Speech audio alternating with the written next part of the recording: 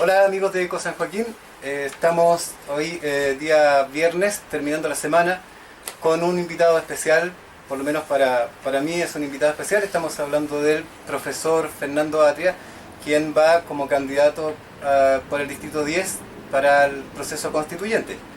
Don Fernando tiene una carrera de largo tramo y nos viene a contar un poco cuáles son sus ideas o sus impresiones de cómo debería darse la nueva constitución en relación al medio ambiente y otras cosas más. Así que bienvenido don Fernando, gracias por estar acá. No, gracias a ti Rodrigo y a Eco San Joaquín por la invitación para conversar. Es bien importante, viene el proceso constituyente y cuestiones, por supuesto, medioambientales, ecológicas, van a ser, yo creo, parte importante de la discusión que se va a dar en la convención. Sí, bueno, antes de empezar esta conversación, le conté a algunas personas que iba a estar acá y varias coincidían en que gracias al aporte que usted ha hecho en la televisión, en radio, en medios, es que sabemos un poco más de cómo funciona el tema de la Constitución. Antes de eso para nosotros era algo que estaba ahí y que no tenía mucho más que hacerse, porque como personas comunes y corrientes de educación común, de colegios de población, en verdad no es algo que nos hayan instruido desde la niñez. Bueno, yo llevo mucho tiempo pensando en que eso es una cuestión bien inaceptable. Es decir, que para entender, cuando uno ve las noticias y cuentan lo que está pasando en el Congreso, lo que ha pasado con un determinado proyecto de ley, con una acusación constitucional, uno tiene prácticamente que ser abogado para poder entender lo que dicen. Claro. Y entonces los que no entienden, porque nadie tiene la obligación de ser abogado, naturalmente, sienten como que tienen un déficit. Y yo diría, es exactamente al contrario. Yo creo que los ciudadanos tienen derecho a que lo que interesa al público sea explicado en términos que el público lo pueda entender. Sí. Yo lo he intentado hacer, pero creo que esta es una cuestión que deberían asumir, o sea, los medios de comunicación deberían hacer un esfuerzo especial por eso, y no por favor. Yo creo que es un derecho de los ciudadanos. Como se hacía hace décadas atrás, que la televisión servía para informar, culturizar, sí, entregar este tipo de enseñanza a la gente, y ahora no, pues ahora la televisión es solamente un medio de entretenimiento y venta. Claro. Prácticamente son comerciales todo el día. Además, claro. Don Fernando, vamos a entrar en materia porque tenemos poco tiempo, que tenemos algo que conversar. Cuéntenos del agua. El agua es se supone que la Constitución dice que el agua es un bien de uso público, que es de todos los chilenos. Sin embargo, los beneficios de la explotación del agua son de pocos. ¿Cómo funciona esta parte? Bueno, es que ahí hay una pequeña trampilla, una trampilla de abogados, porque la Constitución no dice que sea un bien nacional de uso público, pero el agua ha sido por lo menos desde 1855, o sea, con el Código Civil, ha sido declarada por la ley un bien nacional de uso público. Eso es lo primero. ¿Eso qué quiere decir? Quiere decir que el agua es de todos. Que el agua es tan de todos como la plaza que está al frente de aquí de tu casa, ¿no? La calle, la plaza, esos son bienes nacionales de uso público. Bienes que son de todos y que todos pueden ocupar y que se pueden regular, como se regula el tránsito en la calle o a veces el acceso a una plaza, pero la finalidad de esa regulación es hacer posible y seguro el uso de todos. Una administración equitativa. Claro. El agua es uno de esos bienes, así de público. Pero como es el aire, como es la luz del sol. Como en la calle, como en la plaza. Pero la Constitución dice que sobre los derechos de aprovechamiento de las aguas hay propiedad privada. Entonces, claro, esto para los abogados es la diferencia fundamental. Para todo el resto del mundo es lo mismo. Porque los abogados te dicen, no, si el agua es un bien nacional de uso público. Las personas tienen propiedad sobre sus derechos de aprovechamiento de aguas, ¿no? Jurídicamente eso es una diferencia enorme. Desde el punto de vista concreto, es lo mismo que si fueran dueños del agua. Claro. ¿Y cómo debería quedar? Entonces yo creo que la Constitución debería reconocer que el agua, la propia Constitución decir, el agua es un bien nacional de uso público, pertenece a todos, y entonces el régimen del agua es un régimen que por supuesto tiene que conceder derechos de aprovechamiento privado. Así, el campesino tiene que poder regar su tierra, entonces tiene que poder usarse. Regar la plaza nosotros. Sí, exacto. Entonces debe haber regímenes de aprovechamiento individual, pero no puede haber propiedad privada. Y la diferencia está en que si hay propiedad privada, es como pensemos que hubieran derechos de aprovechamiento con propiedad privada sobre la plaza. Y que entonces que las personas pudieran, que se les diera a las personas un pedazo de la plaza y le dijera usted tiene propiedad sobre su derecho a aprovechar este pedazo. Bueno, eso querría decir que deja de haber plaza. Claro, no, pero por ejemplo yo he escuchado desde niño que dicen, este es mi lado de la calle. Personas que estacionan su auto frente a su casa. ¿No se ve que existe dentro de del concepto o la imaginación colectiva que ese pedazo que está frente a la casa es de su propiedad?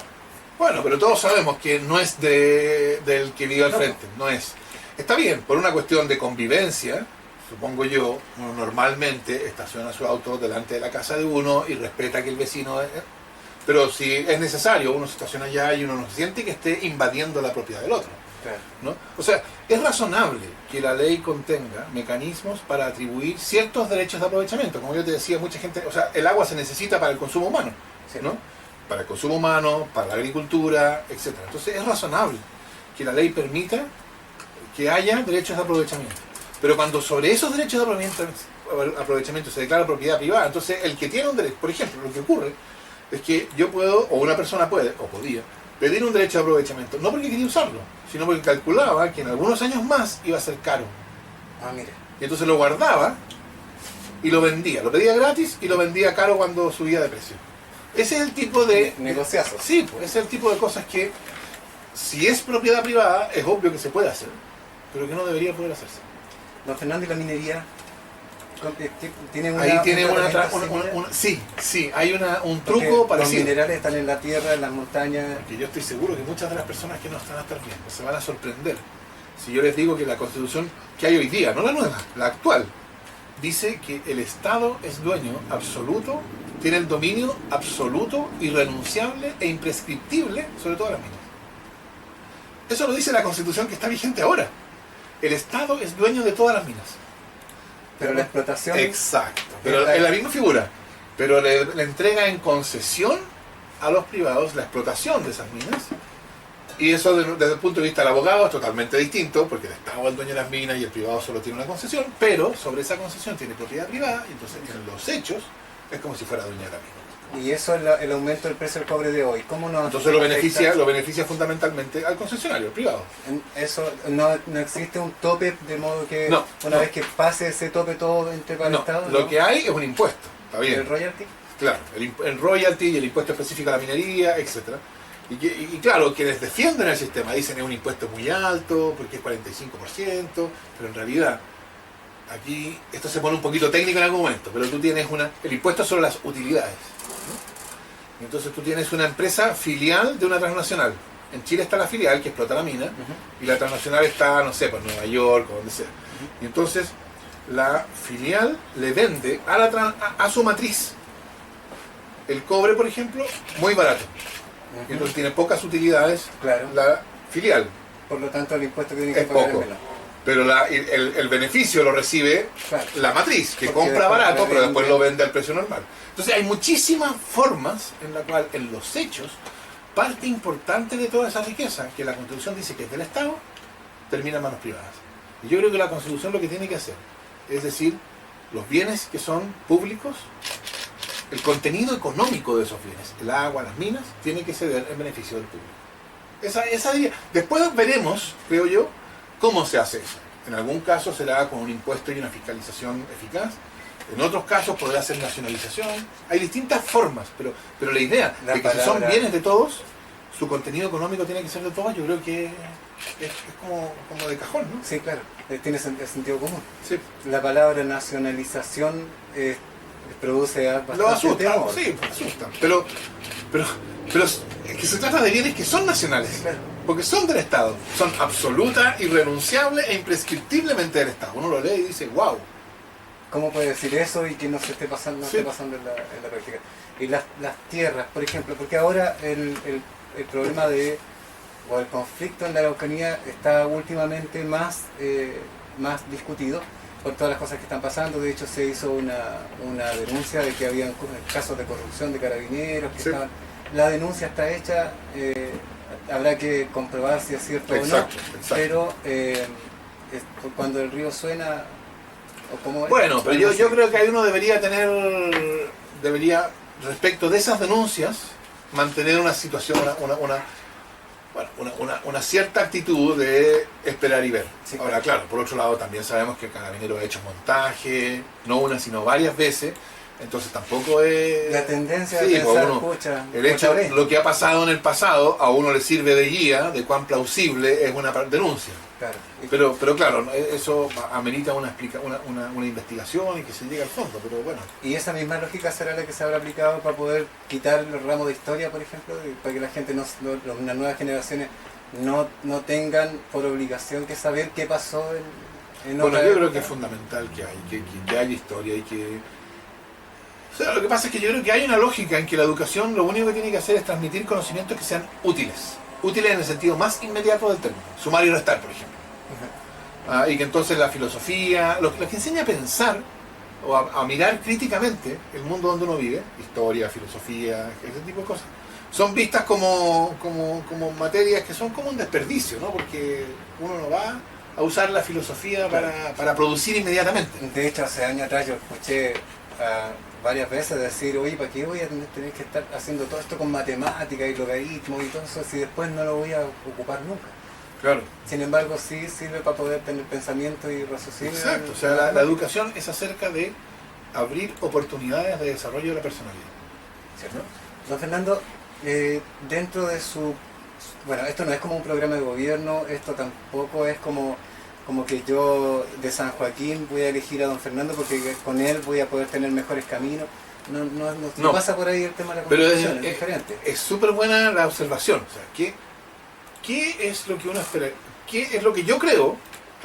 Pueden haber opiniones distintas, pero ¿qué es lo que yo creo que debería mirar un ciudadano o ciudadana que se pregunta por quién vota? Claro. Y- Bueno, usted se hizo la pregunta.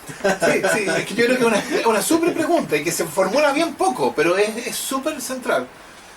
Yo me acuerdo alguna vez estaba en la campaña anterior, en que yo corrí para diputado por el distrito 11, estaba en alguna fiesta de adultos mayores en Peñalolén. Y por supuesto estaban todos los candidatos. Sí, claro. Y entonces yo veía una candidata de la Renovación Nacional que pasaba como flotando, ¿no? Porque como que no tocaba el suelo, ¿no? Así como se movía y pasaba de mesa en mesa. Y las personas de las mesas estaban fascinadas con ella porque era muy simpática. Y entonces me tocó en algún momento ir a una mesa justo después de ella, que me contaron de que esta candidata, etc. Yo decía, y usted sabe, usted se ha preguntado que cuando llegue el momento de votar sobre la AFP, usted se ha preguntado cómo va a votar, porque la simpatía no basta. Sí, claro. Entonces aquí es lo mismo. Yo creo que aquí la cuestión es cuál es el proyecto constituyente, dicho desde el punto de vista del ciudadano o ciudadana, ¿no? ¿Cuál es el proyecto constituyente que yo quiero que mi voto fortalezca? Porque cuando ocurre la elección, el 11 de abril, bueno, van a ver, eso va a determinar la composición de la convención, ¿no? ¿Qué sectores políticos o qué ideas políticas, para no hablar de sectores porque no es partido, ¿no? ¿Qué ideas políticas van a tener más presencia? Por ejemplo, ¿cuánta fuerza van a tener los partidarios del Estado subsidiario? ¿Cuántas fuerzas van a tener los que queremos un Estado que de social, uno que esté comprometido con la realización de los derechos a la salud, la educación, la seguridad social, la vivienda? Bueno, eso no va a depender de lo que diga el diario, el Mercurio, eso va a depender del resultado de la votación. Don Fernando, podríamos hacer un paréntesis en esta parte para que usted nos explique la diferencia entre un Estado subsidiario Sí, claro que sí. Un Estado subsidiario, como lo que hemos tenido en Chile, es un Estado que entiende que su deber fundamental es asegurar las condiciones del mercado. O sea, que haya mercado en educación, que haya mercado en la salud, que haya mercado en seguridad social, eso es lo que importa. Y claro, para quienes no pueden comprar en el mercado, el Estado ofrece una ayuda mínima, una educación que normalmente es de menor calidad de la que se puede comprar en el mercado, una salud pública que es distinta de la que se puede acceder en los seguros privados. Tal cual etc. funciona ahora. Sí, eso es un Estado subsidiario, un Estado que no pretende que la educación sea igual para todos. El Estado subsidiario asume que la educación va a depender de lo que cada uno puede pagar, y claro, sí, está bien, provee una educación mínima para el que no puede pagar nada. Un Estado social, por contraposición, es un Estado que no está comprometido en esas materias con el mercado. Porque lo importante no es que haya mercado, lo importante es que esas esferas sean esferas donde no importa la desigualdad. Este es el objetivo, no se va a conseguir en un día, por supuesto. Pero la idea, yo creo que es una idea tanto más humana, tanto más civilizada. Es decir, mire, vivimos en sociedades que tienen desigualdad. Y eso va a seguir existiendo, porque el mercado produce desigualdad. Pero la desigualdad no va a afectar la educación, por ejemplo. O sea, De hecho, incluso si usted no tiene recursos, usted va a poder darle a sus hijos una educación que le abra oportunidades de desarrollo de la personalidad. Incluso si no tiene recursos, usted va a poder recibir la atención médica que necesite. Está bien, si no tiene recursos, usted va a tener, o no va a tener auto, o va a tener un auto de mala calidad. Ahí sí, ahí se va a manifestar la desigualdad. En qué auto tiene. Pero no se va a manifestar en la educación, no va a estar condenado a que su vejez sea una vejez de pobreza y dependencia. ¿Me entiendes? Esos son los derechos sociales. Y un Estado social es un Estado que pone en primer lugar la realización de esos derechos sociales. de hecho, hoy se habla de que nuestro sistema potencia el desarrollo de las personas, cuando en verdad lo que se ve es que potencia el desarrollo económico de algunas personas y se piensa que desarrollarse está más relacionado con tener que con ser. Sí. Y las oportunidades de desarrollo de la personalidad dependen de qué es lo que puede uno pagar en el mercado. Claro, sí, porque si yo quiero que mi hijo tenga la experiencia de subir una montaña, tengo que tener algo que me transporte hasta la montaña y tener para poder comprar todos los equipos, arrendar todos los equipos, cosa que una buena parte de la ciudadanía no tenemos. Sí, exactamente. Esa es la diferencia. Un Estado subsidiario dice, no hay problema en que haya desigualdad en la educación. El único problema es que haya gente que no pueda tener nada de educación para que reciban el mínimo. Un Estado social es no. La educación es una de esas esferas en que incluso si somos desiguales en lo demás, esa desigualdad no se va a manifestar en la educación. Por supuesto, esto no quiere decir que al día siguiente de la nueva Constitución se van a acabar las desigualdades del sistema educativo, pero la dirección en la cual un Estado social busca constantemente moverse es la dirección de hacer, por ejemplo, de la educación una esfera de igualdad ciudadana. Y los temas que no se lleguen a acuerdo en este proceso constituyente después van a quedar para que se discutan en la Cámara y en el Senado. Bueno, digámoslo así, en la política que viene después, porque no sabemos si va a haber Cámara y Senado. A lo mejor hay unicameralismo. Eso, que también le iba a preguntar, sí. El sistema presidencialista, ¿cómo lo ve usted que debiera ser más óptimo? ¿Cree usted que la figura de un presidente con absolutismo sea lo mejor o un representante de una Cámara que sea única? Mira, Rodrigo, yo me permitiría partir la pregunta tuya de un paso anterior. ¿Para qué uno se pregunta sobre presidencialismo, sobre unicameralismo, bicameralismo? Todas estas preguntas, ¿desde qué punto de vista uno las responde? Y yo creo que el punto privilegiado para responderla es cómo la Constitución crea lo que esta Constitución no crea, que es un poder político, democrático, eficaz. ¿Qué quiere decir esto? Quiere decir que podamos tomar las decisiones nosotros. Entonces, por ejemplo, que en una elección se presenta un candidato a presidente que dice yo quiero acabar con las AFP. Y supongamos que se presenta otro que dice yo creo que las AFP son buenas, quiero potenciarlas, corregirlas, modificarlas, perfeccionarlas, como se dice. ¿Quién decide entre esos dos? Nosotros, votando. Claro. Pero nosotros hoy día sabemos que da lo mismo que un candidato nos diga que quiere acabar con la AFP. No las va a acabar.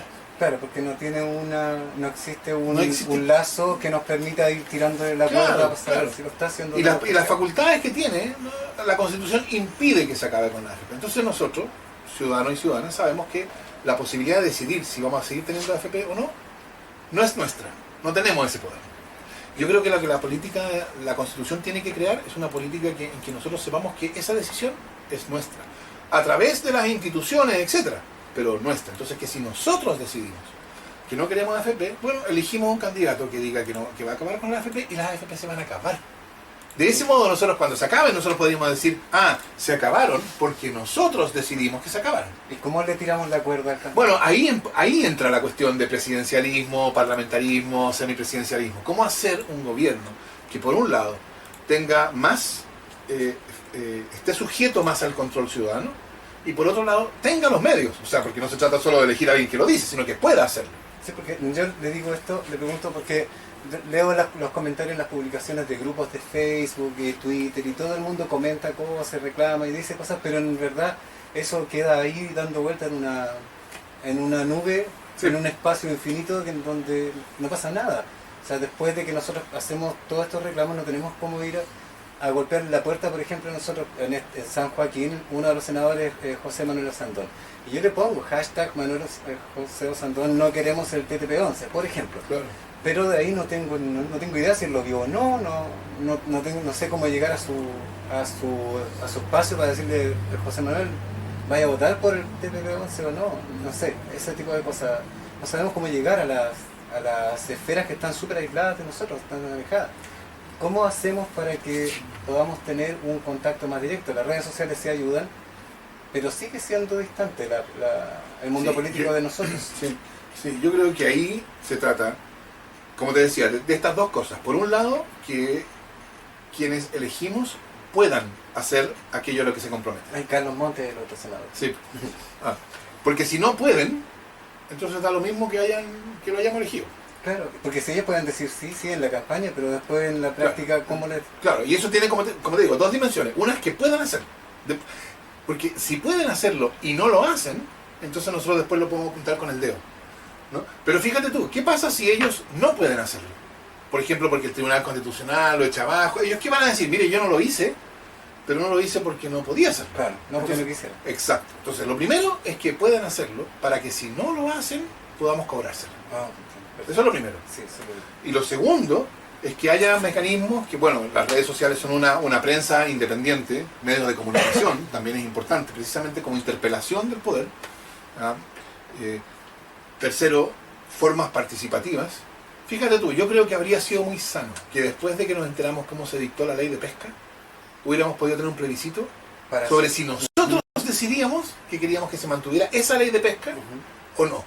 Eso nos habría, te fijas, si hubiera sido posible para nosotros pronunciarnos en plebiscito, nosotros los ciudadanos y ciudadanas, pronunciarnos en plebiscito sobre si debía seguir valiendo la ley de pesca, entonces nosotros podríamos decir, mire, si la ley de pesca sigue valiendo es porque nosotros quisimos. Claro. Y si se acabó es porque nosotros quisimos. Después de que pasa se aprueba esa ley, nosotros salimos a la calle, nos quedamos mirando y decimos, oye, ¿cachaste? Sí, uy, qué terrible. Y ahí quedamos. Y reclamamos, claro, eso sí.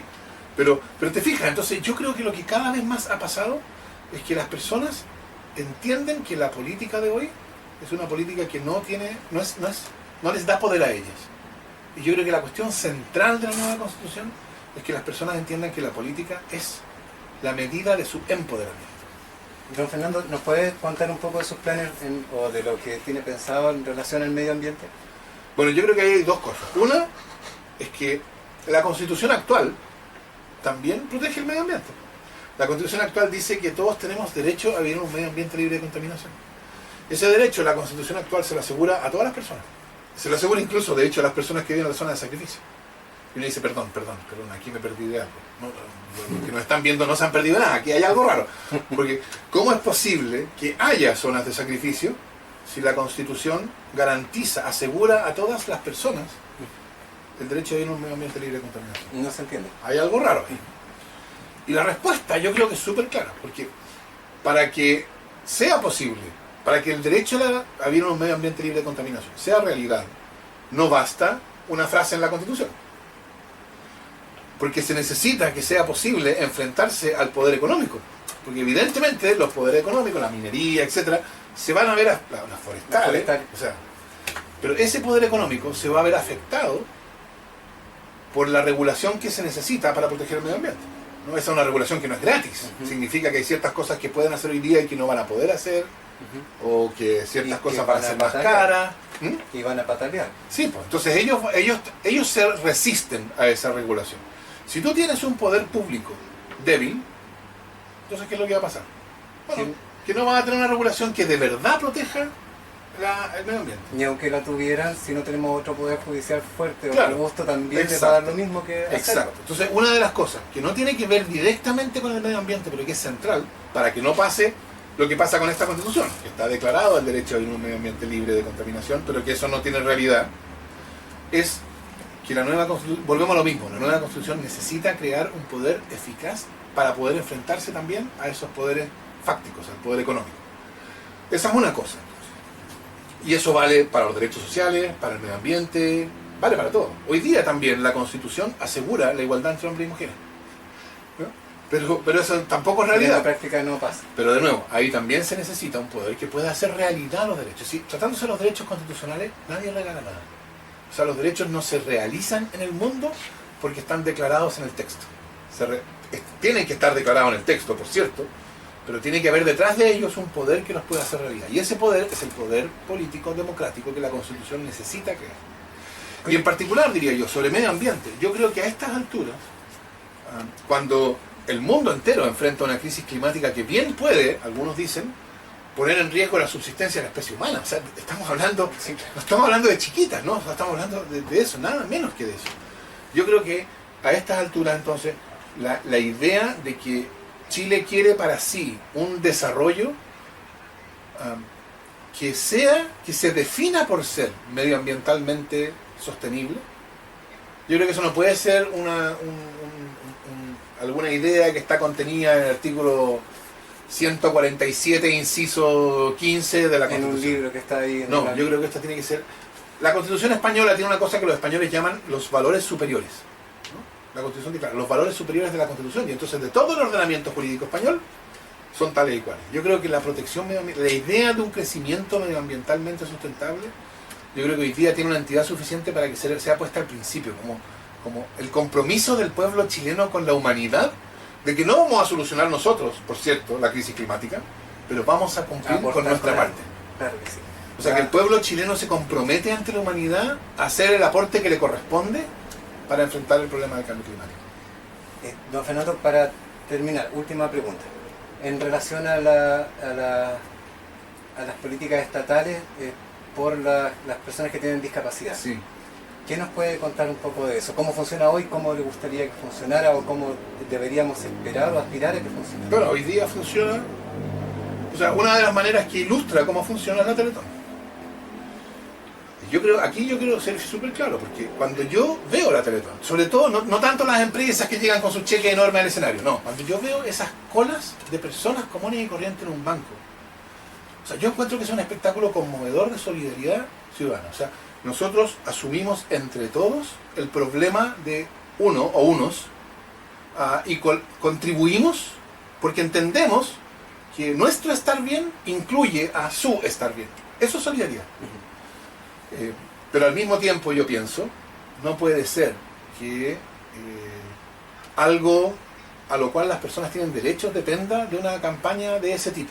¿Qué pasa si un día, por ejemplo, hay una crisis económica terrible donde no permita que nosotros los ciudadanos vayamos a hacer estos aportes? ¿Que no existe la Teletón ese año? O sea, yo creo que bueno, de hecho cuando hay elecciones no la hacían, ¿no? O sea, cuando se hace o no se hace, según se puede hacer. Calendarios. No, yo con esto no critico a los que participan o organizan la Teletón, ¿no? Porque ellos, está bien, están haciendo algo que ayuda a mucha gente. Sí, claro. Y eso no se puede negar. Y como te digo, es una oportunidad para una expresión de solidaridad. Pero yo creo que cuestiones como la integración de las personas con discapacidad tienen que ser tratado como una cuestión a la cual ellas tienen derecho, esas personas. Ellos tienen derecho a políticas que busquen integración. Y eso supone entonces que la salud es concebida de un modo distinto como un derecho social, y que entonces las políticas estatales son concebidas como políticas que responden a un derecho de las personas a vivir integradamente, que es lo que yo espero que reconozca la nueva Constitución. Don Fernando, ¿cómo va a aparecer usted en la papeleta? Yo voy a aparecer en la elección del 11 de abril. Le van a entregar a las personas, le van a entregar a las personas 4 papeletas, porque son 4 elecciones. ¿Y 2 días? Bueno, no sabemos todavía si son días, eso todavía se está discutiendo. Perfecto. Pero es posible que sean 2 días. Okay. Una papeleta que va a ser de un tamaño razonable para alcalde, y ahí van a estar todos los candidatos. Otra papeleta que también va a ser de tamaño razonable para los candidatos a gobernador regional. Que también son poquitos. Que también son pocos. Después va a haber una que va a ser bien grande, que son las de los concejales. Ahí están todos los concejales. Y va a haber una cuarta, que yo creo que va a ser más grande, de los candidatos a convencional constituyente. ¿Por cuánto se puede votar? ¿Solo uno? En cada papeleta se vota por uno. Okay. Eso es súper importante. En cada papeleta se vota por uno, lo cual quiere decir que uno tiene 4 votos. Uno en cada una. Uno para alcalde, uno para concejal, uno para gobernador regional y uno para convencional constituyente. Yo soy parte de la lista Apruebo Dignidad, que es la lista que armamos desde el Frente Amplio, con la finalidad de que la lista no fuera una lista solo de un partido o de una coalición política. Y por eso es Frente Amplio más Unidad por el Cambio, incluye la Federación Regionalista Verde Social, incluye también al Partido Comunista, más Chile Digno y también algunas organizaciones sociales como Unidad Social y otras organizaciones territoriales como Comunidad por la Dignidad, etc. Esa lista, en el voto de convencional constituyente, va a estar identificado por las letras YQ. Yo El quiero, número- acuérdense, yo quiero.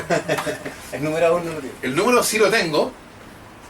El número es 31. 31. O sea, yo, IQ, IQ, yo quiero. Así es más fácil acordarse. claro. Oye, IQ, ¿quién se va a acordar jamás? YQ. No, Claro.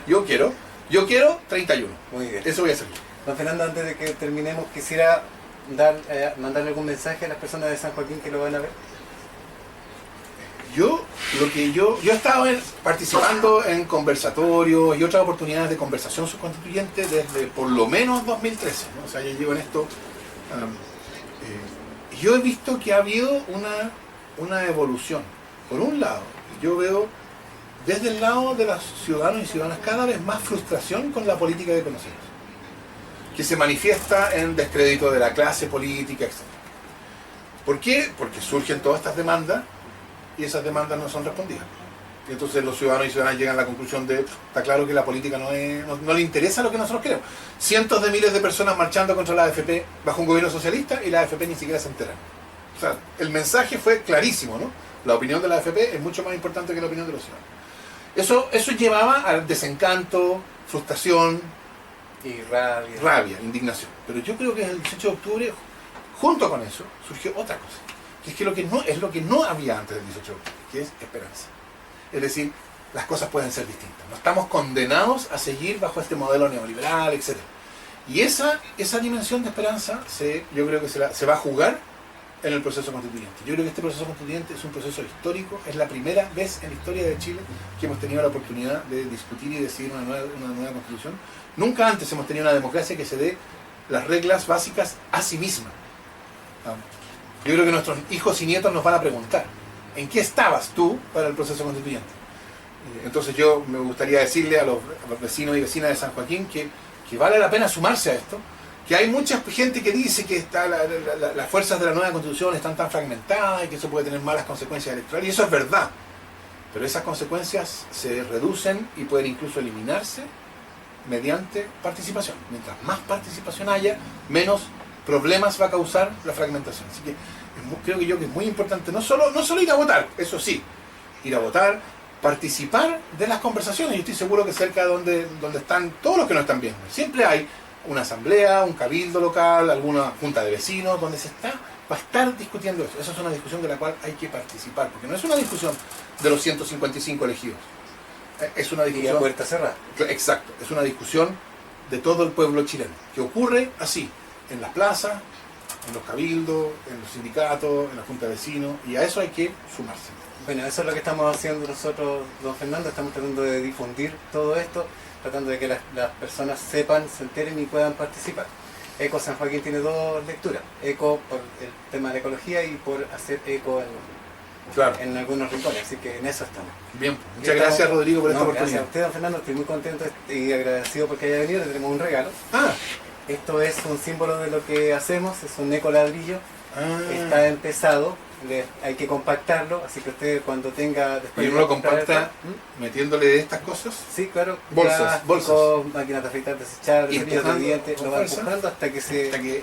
Claro. Y después puede poner uno, y después otro y otro y otro, echar el sedimento encima y puede hacer un radier, puede hacer una muralla. Bien, pues muchas gracias. Y además va a bajar los niveles de basura de la casa. Claro. Bien. Gracias. Muchas gracias. Nos dejamos hasta acá, invitados porque mañana también vamos a tener una conversación a las 8, excepcionalmente va a ser día sábado, y queremos darle las gracias a don Fernando por estar con nosotros. Acuérdese, yo quiero 31. Eso mismo, gracias. Que tenga buena tarde, don Fernando. Hasta mañana. Chao.